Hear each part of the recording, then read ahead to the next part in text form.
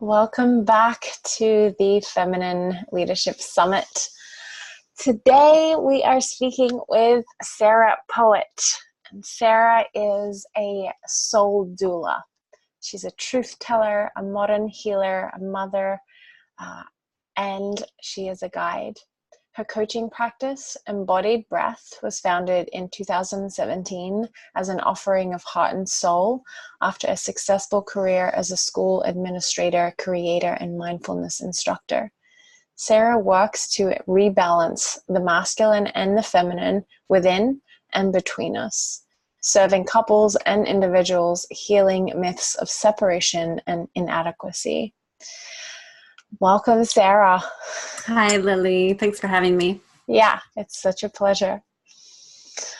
So, for anybody that doesn't know you or your work, will you just share a little bit more about your own kind of personal path of how you got to be doing the work that you're doing? Yeah, it's an active path. I'm still on it, like this constant discovery. So yeah, I'll kind of go back a little bit as we're talking about women in leadership. Mm-hmm. And given my upbringing, my mother was an educator. She was a school leader, and so I kind of followed in her footsteps, but also with my own twist. Like I always worked in these innovative schools and for primarily like adolescents and adolescent boys that were like in some sort of trouble, So I followed this career path that led to a successful career in school leadership. Mm-hmm.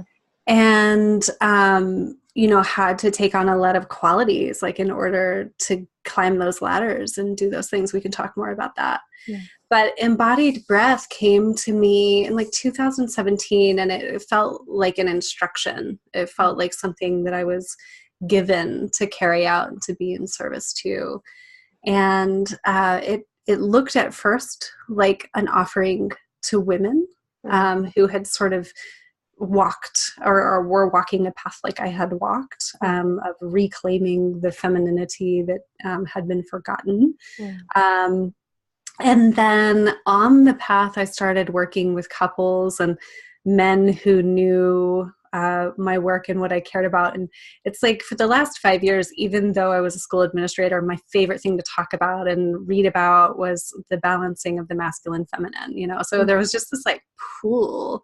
And I was like talking about these things on social media and would just get so enlivened by them. And then it was like these slow moments of the light bulb going off that like, oh, this is your soul mission. Like you're just getting on board, And so now I work with couples. I work with all gendered people, but I work with couples, and I work in the realm of rebalancing the masculine feminine, though it's not always so directly called that. Yeah. But we're kind of rebalancing what has been trained out of balance and now is coming back into balance. So I do this like with individuals also, like on their own soul path and integrating into wholeness, and then work with couples and groups. And Beautiful. Yeah, that's like the long and the short and right? Beautiful. Yeah.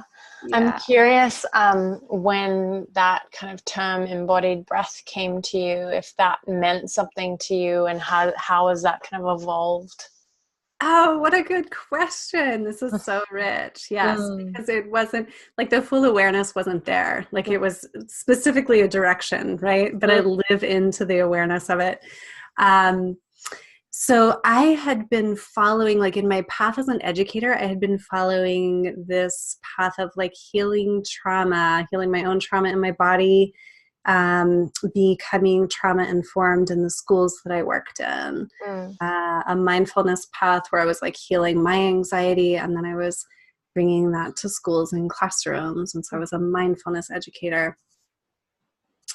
And through that trauma and mindfulness work, there was definitely an awareness of how important the somatic awareness of the body is in that work. We can't just heal through our heads or think or talking about it, you know? Yeah. And so, and the last population of students that I worked with was actually autistic. And so there was like this, we had to get out of the heads and into the body. So there was my professional path was like preparing me for this. You know, it's interesting how they overlap. And so in the beginning, I really thought that embodied breath was about that trauma-informed mindfulness, like our body's interaction with the breath. You know, then over time, it's much more apparent to me that it's about spirit's interaction with our embodied essence, like with the earth essence, and you know, the embodiment of, or the interaction of the masculine, feminine, right? Like breath as spirit, as masculine, embodied as feminine, as earth. So yeah, it's this rich inquiry that I get to live into and to see all of the little nuances and webs of how it's intended to be used. Yeah. Beautiful. Yeah. Hearing just, the micro and the macro in there of like the micro of our breath and reconnecting with our body, this moment, and then the bigger of like breath in inspiration, inspire, right? Spirit and the body of our earth, body of the mother. Yeah, it's so powerful. And the breath for me, it's like it's one of the things, connecting with my breath and using my breath as a tool, as a sail through the storm, like really saved my life in so many moments. Allowed me to be able to pause and take moments of actually just like breathing into the intensity of everything I was feeling, and a trigger with my partner, and where I wanted to react and say something or you know, do something that would ultimately, when I did those things, create more destruction and harm and mess in my life and shame in myself. So it's such a profound and simple tool that we have available to us at every moment. And then profound and simple. Yes. And then going beyond just like managing our life, but then actually connecting us to that bigger, higher power and purpose. Right. And, you know, like when I was in my career as an educator and sort of, we rely on our thinking brain, like we rely on our knowing. And what I was finding as a woman was that like my trauma patterns and like my body was suffering. Like I was still really congested, or I had different anxieties that would manifest different ways, like pretty severe anxiety, really terrible, like IBS for a very, very long time, fear around intimacy, those kinds of things. And it wasn't until reconnecting with my breath and my body, you know, that I was able to work through some of those things and not just like push through and continue succeeding and continue achieving. And it starts with like, it literally starts with like the breath and a pause, you know, like, and then again, and then again, and then again, like this moment, that's, and I really hear you speaking to that feminine quality, feminine essence of not just, you know, okay, I'm going to breathe and calm my mind, or, you know, work it out with my mind, or positive think my way through it, but actually truly allow my breath to like fill up my body, my cells, all of the subtleness that it is going on here, and like that trauma that lives in our memories. Which is really just like fear and stress. Right. Lodged in the body. Right. So I know that something you're passionate about is healing the masculine also, and healing the coming into right relationship, healthy masculine as women, which is something that, we kind of forget because we lived in our masculine maybe for so long because we're just conditioned to, and then we're like, oh, we gotta give some energy, some attention to the feminine, but we still haven't actually come into healthy relationship with the masculine. So I'd love for you to speak about that. Oh my gosh. This was like something, I mean, as with really the whole path, I kind of like stumbled into the awareness as I lived it. But this has been something that this year, in the first year of starting my own business, has really been up, and I'm living that awareness and that integration. So yeah, it was, let's see, my son's 10, and I think he was probably around 2 or 3 when I started to like wake up to how I had been like really perpetually striving to succeed in an achievement based, like, to overcome feelings of inadequacy, and just, like become something or make it, or all the things we do. And when we strive, like, or the striving life, right? And that life really depends on a lot of masculine qualities. Like, those are the social hierarchies. That's sort of how we have made it. College, job, climb the ladders, right? Yeah. Relies on a lot of masculine essence, but not necessarily a healthy masculine essence. And so like the awareness that I had like back then was, oh, there's this thing about femininity that like I kind of had a handle on that when I was like 16, 17, 18. My story, I got pregnant very early at 18, and it was a surprise pregnancy, and I was in my first semester of college. And the message or social conditioning or family conditioning was like, well, you're not ready yet. You haven't gone to college. You haven't made something of yourself, right? So that child was adopted at birth into an open adoption. I know her. It's been very healthy. But I lost a child at 18. And that message was like, go after your life. Like, go make something of yourself. So that drove my whole tape. Like the whole tape, the whole time. And for 13 years, I was like, I didn't even look up. I was just like succeeding, or trying to and failing, and then feeling like shit about myself, right? And so like had a really amazing resume, but anyway. Yeah. So but still just striving. Yeah. Right. The difference between striving and succeeding, and the definition of succeeding truly being here. Yeah. Right. So on that path, remembering the feminine, and then for, the last 5 to 7 years, just really like integrating what that means. And so now I have like this priestess path, and I'm an energy healer. And so like I've brought all these pieces online, I was in a meeting one time. This is a funny story I like to tell. And it was a school administrator meeting, and it's composed of mostly female leadership.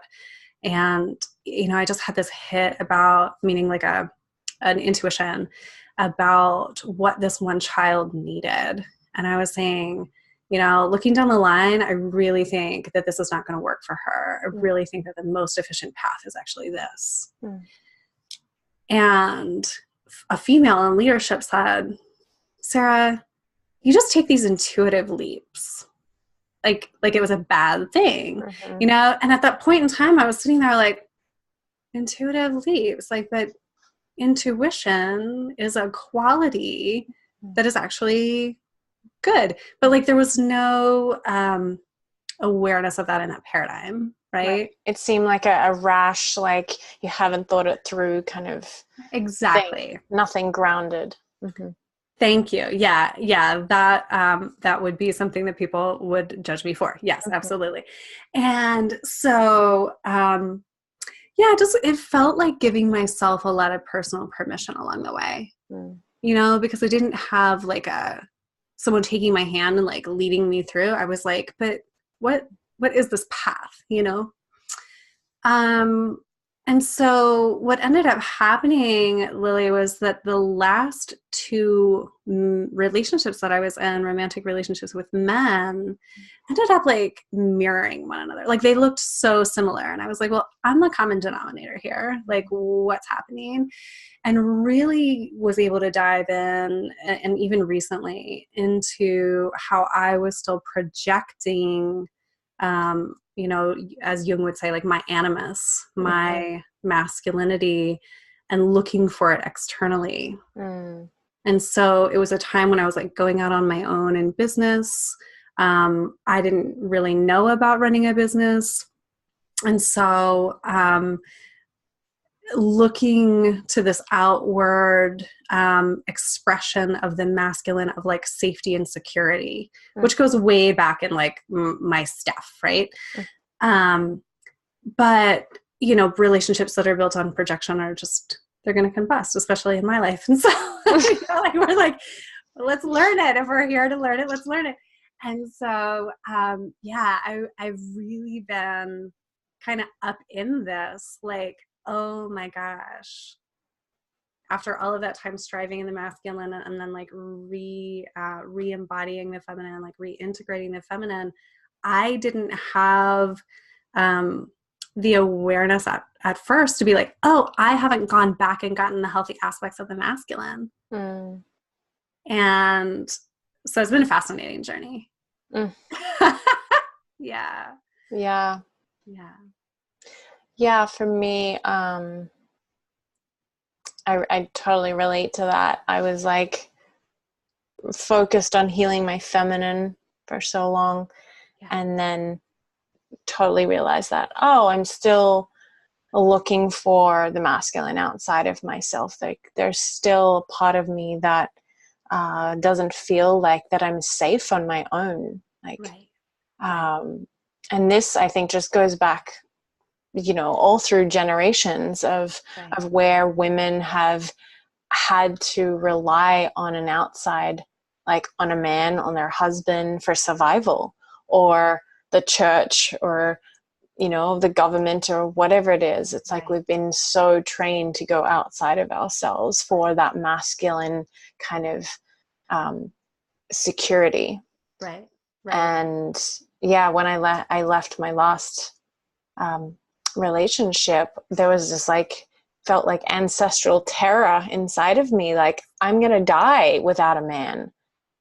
Like I can't actually survive. And so then it was this journey of like integrating and getting to know, it's like the him in me. I like named him, and it's powerful. Beautiful. You named him. Nice. Yeah. You know, I think that this is a really important conversation because this is going out to women in leadership, right? That's the summit. And so like, we are really beautiful, powerful women inherently. Like I love that about us. Right. But I think to acknowledge this that we're talking about now is super important, because I think too that we do a lot of efforting to hide this. You know, that there's this whole feminine leadership thing that's like, we don't need men. And I'm like, oh, that is so scary for so many reasons. But like, we need the masculine. We need a healthy and integrated feminine and masculine in all humans, regardless of gender. But it's so much. You're in a relationship now. I am not, but I'm enjoying this integration of the feminine and masculine in me while I explore that, while it like really, really lands. And it feels so good. It feels like a place where I've wanted to get forever. You know, it feels like no more fighting. It feels like healthy availability and love. It feels like non-attachment. It feels like nothing to prove, you know? And the beautiful thing is like, when I love the masculine, and the masculine expression in myself and the masculine expression in men. The masculine all over my life is like, how can we serve? What would you like? Like, let's play, just so much like healthiness. Whereas I think when we're not integrated, we're like more defensive and looking for the ways that it's not working. We just garden. Yeah, it's really rewiring and recreating what healthy learning what healthy masculine is, because even as women, as you said, and your journey's been, and mine too, of I had like a feminist mom, and I remember like as a little kid making a decision. Like I said to my mom, when I'm an adult, I'll have kids, I won't have a husband, and I'll go to work and you can take care of the kids, to my mom. And there came a point, even just last year, that I had that real like memory meditation with that little girl that made that choice, who was like, I'm going to do it like on my own. I don't need a man. Like I'm an independent woman. But that in itself was cutting off the masculine outside of us, and the feminine. Yeah. And I would imagine that it would tip you into like an over masculinized. Right. In your masculine. Yeah. But in more of like a aggressive sort of like, I'm going to go after it. Yeah, exactly. And I don't need you. Right. And you can only come so close, and then, Right. Yeah. So powerful.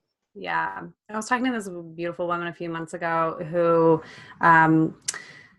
she was in her 40s, and she had lived this, like, I don't need a man. And she had gone through having 2 children on her own, and then was having this epiphany of like, oh my gosh, I love men and I want to let them in, and Yeah, I just felt that, just like a softening and a melting. And there's a grief there, there's like a grieving of how long we've kept the door shut. Yeah, held it at bay. Yeah, not allowed ourselves to fully receive and fully love. Right. And I always like to just say, like, I get it. Trauma and self-protection, are real. Yeah, and it allowed us to survive. Right. For the time that we needed, and now it's ready to thrive. Exactly. Yeah. Yeah. So just bringing it back to feminine leadership, what is feminine leadership to you? Putting feminine essence and leadership together. This is a beautiful question. So I have spent the last year primarily working on my own. And one thing that I really miss is leadership. And that came in probably 4 or 5 months ago. And so I'm like, well, what does this look like? So right now it looks like some co-collaborations. I have so many like irons in the fire, both with women and then with men. And so in this healthy dance, co-creations that have to do with rebalancing masculine, feminine, and doing that together and saying like, hey, what do you think? What do you think? I worked in hierarchies and I was at the top. Oh my gosh, this is just coming in, so I'm going to share. My last job, I was the academic director in an all-boys school, and I had an all-male staff. Wow.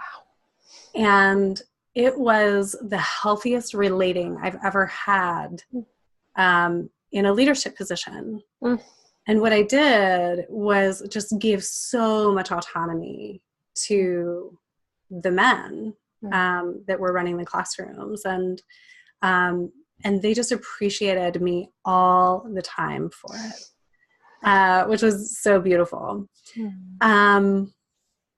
Feminine leadership to me means way more collaboration, way more asking of questions than knowing the answers. You know, I still like, look behind me. I need to redo this at some point, but like I really love filling my head with knowledge, right?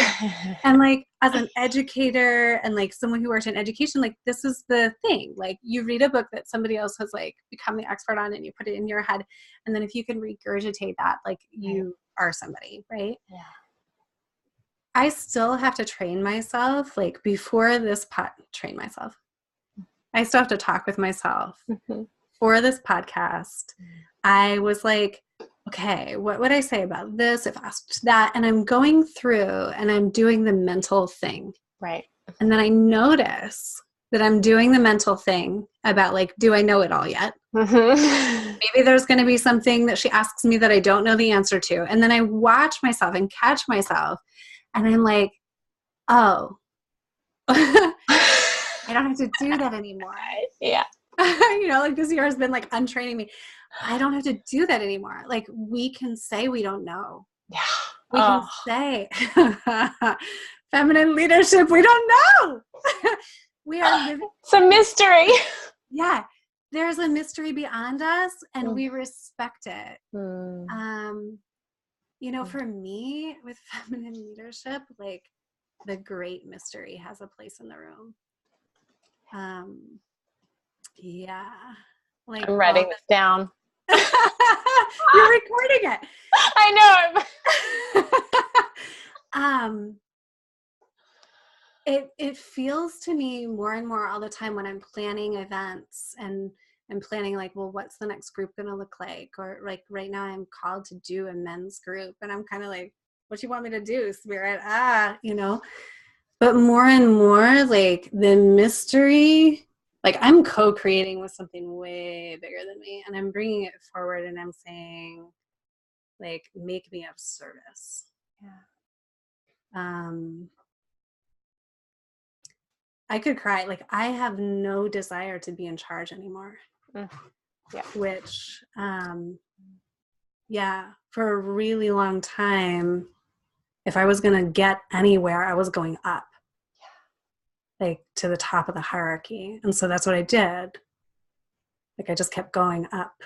And then I was like, up has to like fill their head with all of the answers and that's not authentic knowing. Yeah. It's not collaborative. I don't know, that answered your question in like 10 different ways, but whatever. So powerful.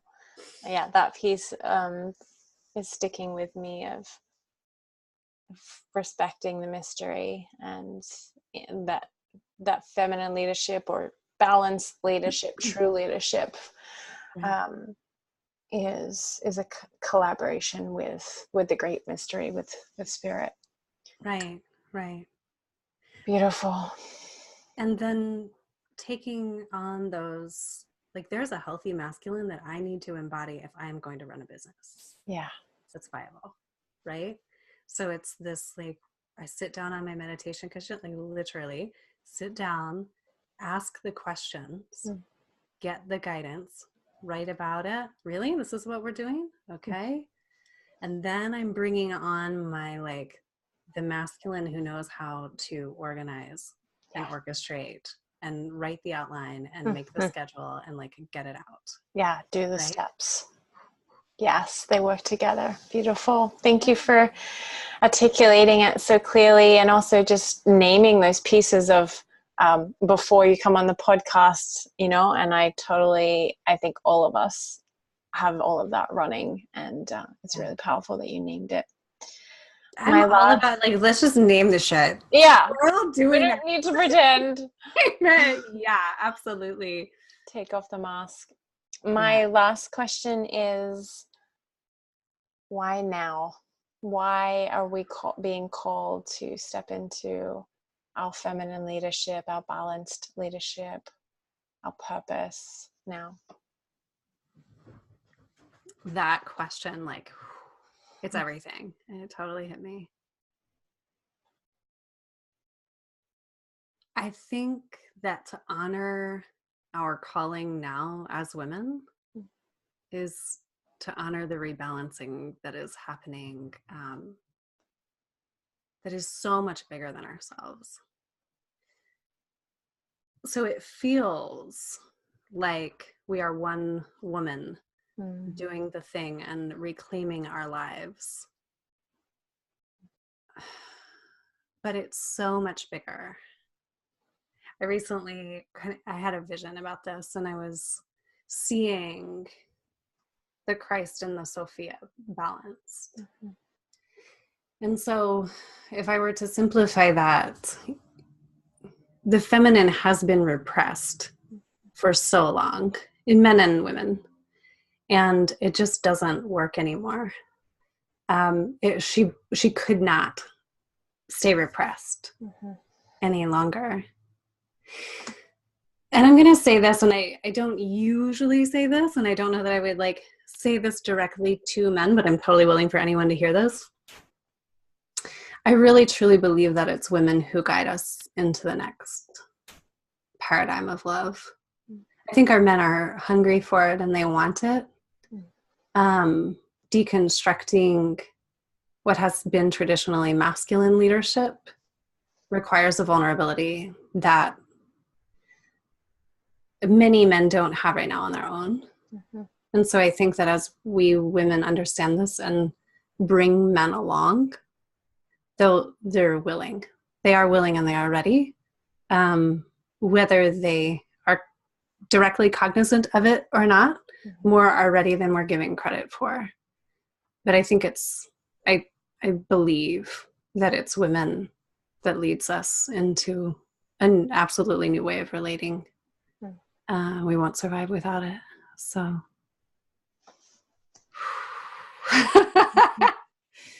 Thank you. Why now? Because it's now. It's time, and that's why we're here. So I think if listeners are listening and they're like feeling the nudge, it's so hard to trust that nudge when it comes.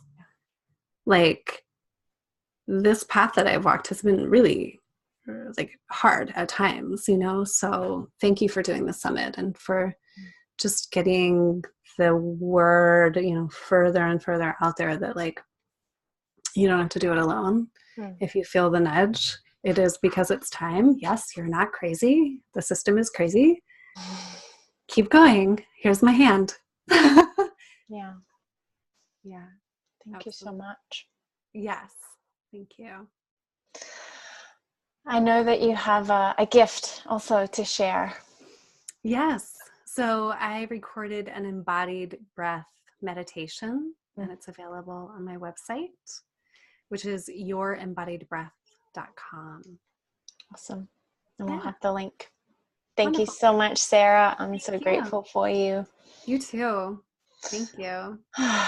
And thank you, everybody. It feels really, really rich.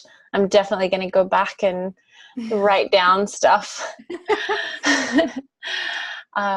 And yeah, would love to hear from you. What comes up for you?